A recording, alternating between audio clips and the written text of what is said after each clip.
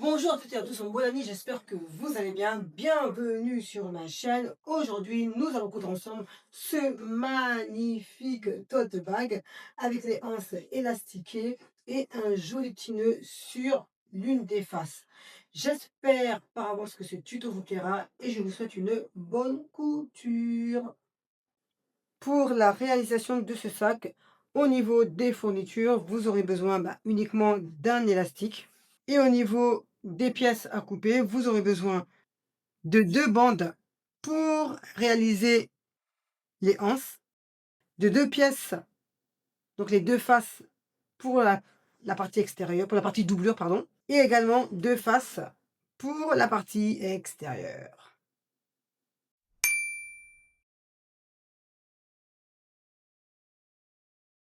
Pour la confection des anses, on va donc les prendre chacune des anses, on va les plier endroit contre endroit et on va les piquer tout le long de la longueur.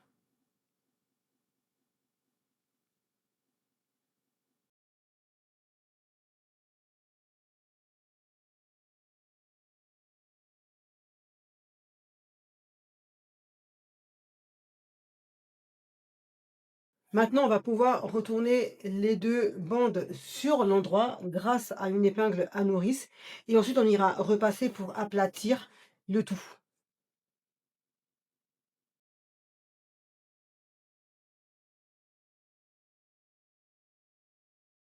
Une fois que vous avez fini de le retourner, vous allez repasser pour aplatir et donner un meilleur aspect et en repassant, vous allez placer la couture au centre, comme je l'ai fait ici avec la première. On va essayer de placer la couture bien au milieu. Voilà donc ce que ça donne. Je vous l'avais déjà un peu montré tout à l'heure, mais voilà ce que ça donne une fois qu'on a utilisé notre meilleur ami, le fer à repasser, pour aplatir nos 2 tubes. Maintenant, on va insérer l'élastique dans les tubes pour avoir le côté froncé. J'ai un élastique de 1 mètre et mon tube mesure 112 centimètres. Je vais couper mon élastique en deux. Puis, je vais insérer l'élastique dans le tube grâce à une épingle à nourrice.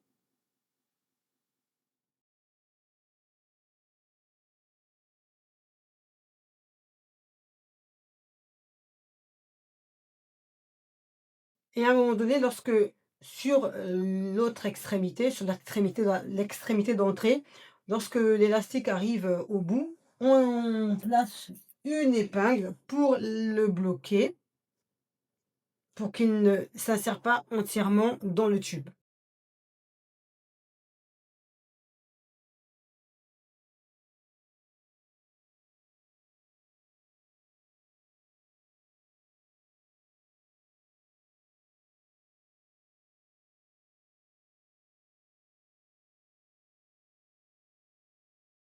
Un, deux, trois. On peut maintenant placer les anses sur les pièces extérieures et pour cela, on va devoir faire un repère, d'abord au milieu de la partie supérieure, puis en partant de ce repère, on va faire 2 autres repères, enfin un repère de part et d'autre. Moi, je vais les faire à 8 centimètres du repère central.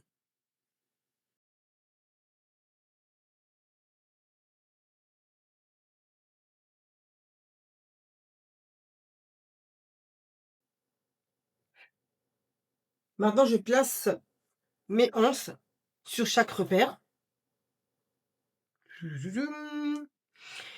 et je vais donc placer sur le repère de gauche, je vais le placer à droite du repère et sur le repère de droite, je vais le placer à gauche du repère.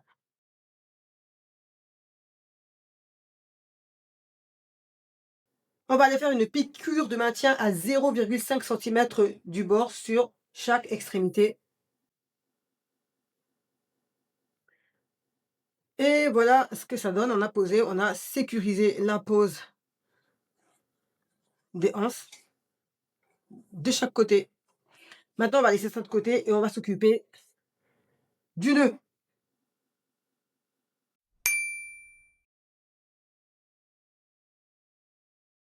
Pour réaliser ce nœud, j'ai découpé une pièce de tissu de même largeur que les faces du sac et de hauteur 31 centimètres.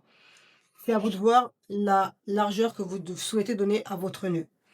Donc dans un premier temps, on va plier en deux, endroit contre endroit, puis on ira piquer tout le long.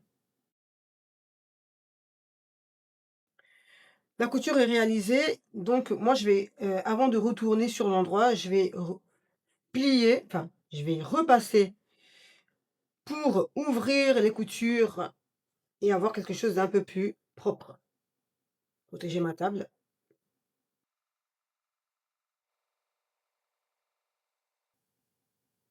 Maintenant, je peux retourner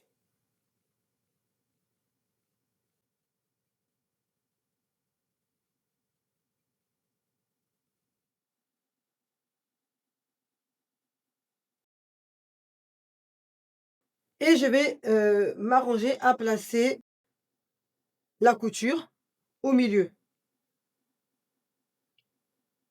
Je vais donner un autre coup de fer à repasser pour aplatir tout ça.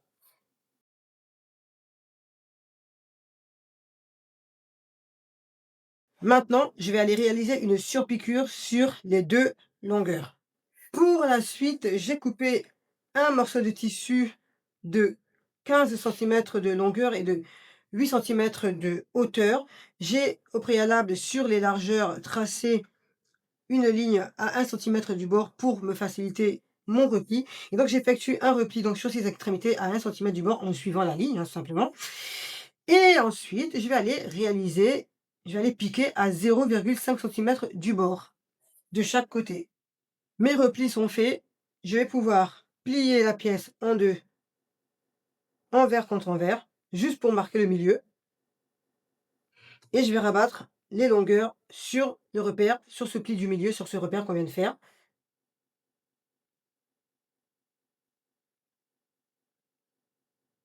Je place une pince de chaque côté pour maintenir.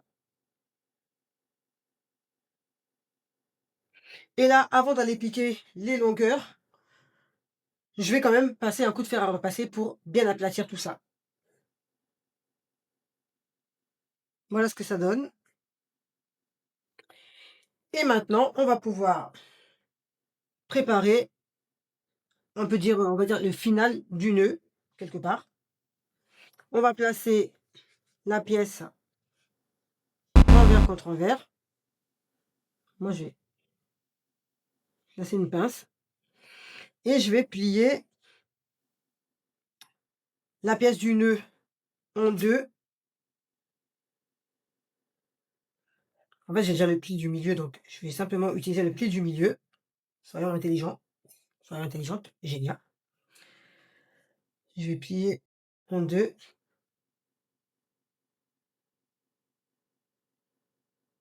puis encore en deux, et je vais l'insérer dans le petit morceau de tissu.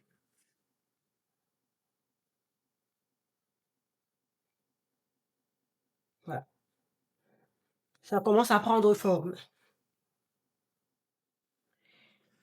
Et là, l'idée, ça va être de le placer correctement, comme il sera placé sur le sac, et de le pincer suffisamment. Donc, on va aller faire une piqûre sur le morceau de tissu. Donc, je place une épingle pour savoir à peu près à quel endroit je vais devoir piquer. Voilà. Pour qu'il soit bien, pour que le grand morceau de tissu soit bien serré dans le petit morceau de tissu. Là, je peux le retirer. Et maintenant, je vais aller piquer en suivant mon épingle. Donc, si je le souhaite, je peux tracer une ligne. J'aime bien tracer des lignes. Je vais tracer une ligne pour être bien droite.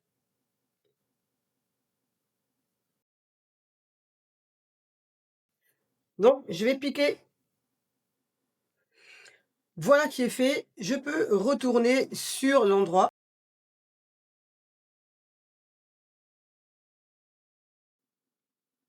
en ouvrant les coutures avec les doigts. Voilà, on a un morceau de tissu tout propre.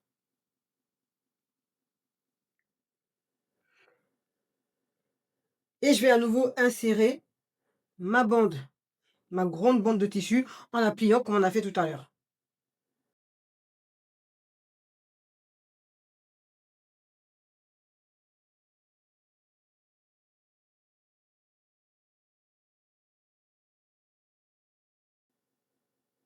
Voilà. Voilà, maintenant on va placer cet élément sur l'une des faces du sac, l'une des faces extérieures. Nous y voilà, donc je vais placer, le nœud sur la face et pour ça, je vais donc je vais le placer au centre. Je vais donc marquer le milieu de ma hauteur de chaque côté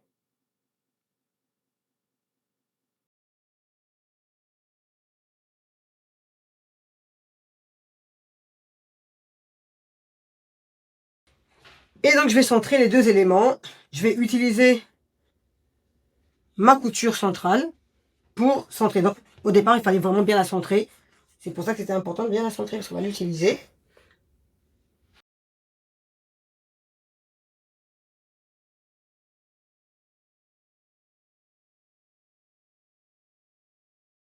Et là, on va aller donc piquer pour maintenir à 0,5 cm des 2 côtés.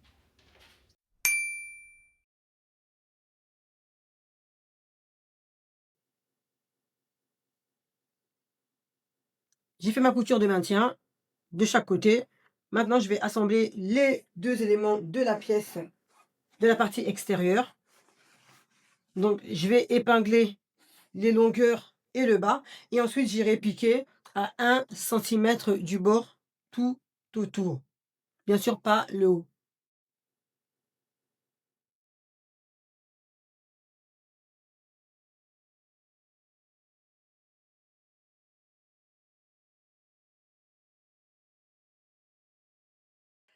L'assemblage est fait et j'en ai profité moi, pour, réaliser une surpiqûre tout autour parce que j'ai un tissu qui s'effiloche beaucoup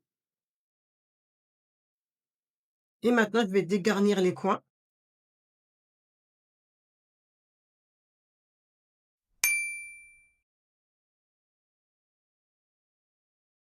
On prend donc les 2 pièces de la doublure, on les place tout simplement endroit contre endroit.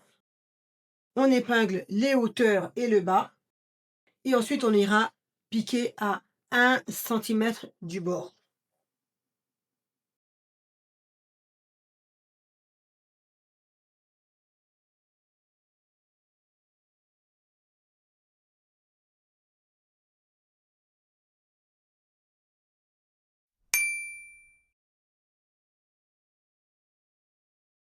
Ça y est, les coutures sont faites. J'en ai profité pour dégarnir les angles et faire une surpiqûre, un point zigzag, pardon, tout autour.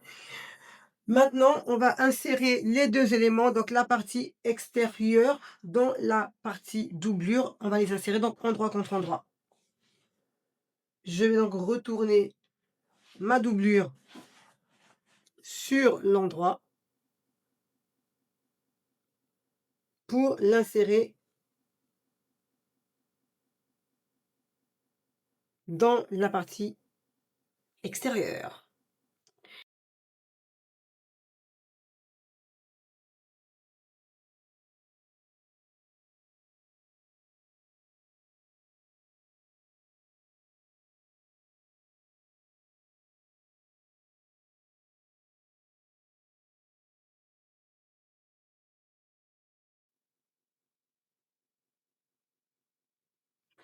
On va pouvoir les piquer tout le pourtour, mais on va faire attention à laisser une petite ouverture entre les 2 anses pour pouvoir retourner l'ouvrage par la suite. Donc moi, comme, mes tissus sont pas forcément très, très épais, je laisse une petite ouverture. Si vous ne voulez pas laisser l'ouverture ici, vous auriez tout à fait pu la laisser dans la doublure. Je peux retourner sur l'endroit grâce à la toute petite ouverture que j'ai laissée. Vraiment toute petite, hein, vraiment. Je vais bien me battre.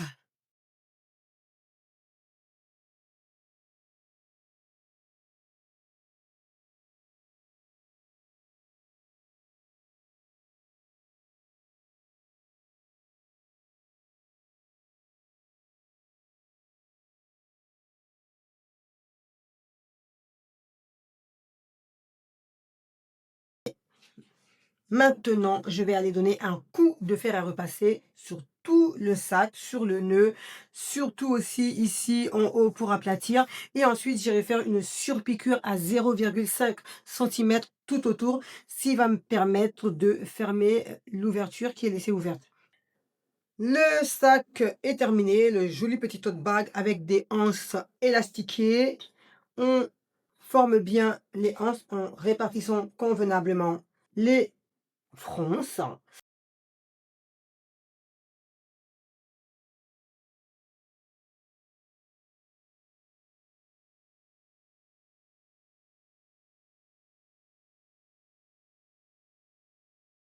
Ça y est, le tuto est terminé. J'espère qu'il vous a plu. Si c'est le cas, pensez à liker, à partager et à vous abonner pour ne rien manquer des prochaines causettes. Et moi, je vous dis à très vite pour une nouvelle création.